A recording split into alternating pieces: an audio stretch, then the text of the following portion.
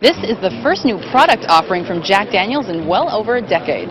Hi, I'm Rebecca Brayton and welcome to WatchMojo.com.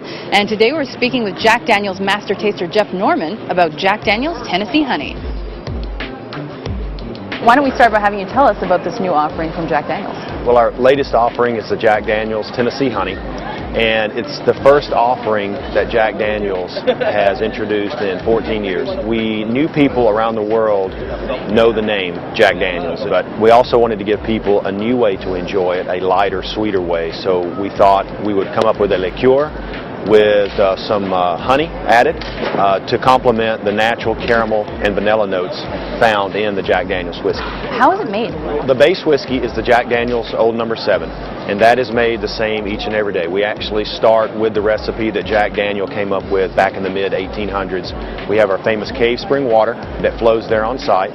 We use 80% corn, 12% malted barley, 8% rye. We grind the grains, add the water, add the yeast, let it ferment.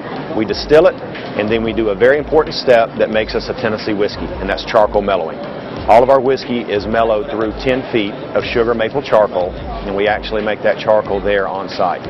So once it's mellowed, we put that whiskey into the barrels.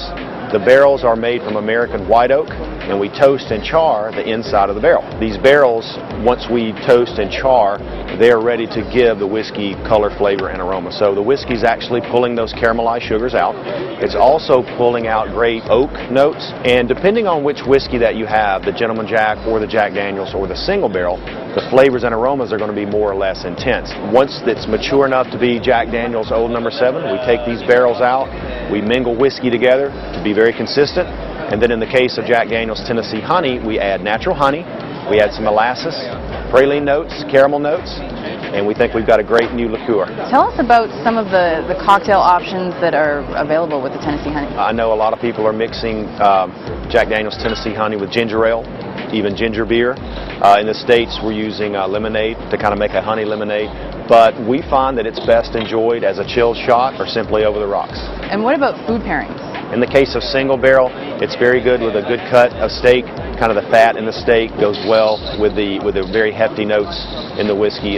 Gentleman Jack is good with seafood. Jack Daniel's great with chicken or steak. And the new Tennessee Honey, it's great to enjoy as a drink, but it's also great to pour over vanilla bean ice cream or bread pudding.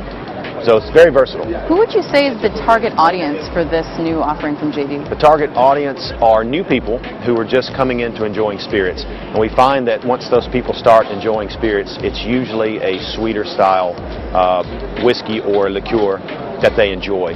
Also, the female population is really enjoying the Jack Daniel's Tennessee Honey. So it's a hit with those demographics, but it's also a hit with men as well. Thank you very much. You're very welcome.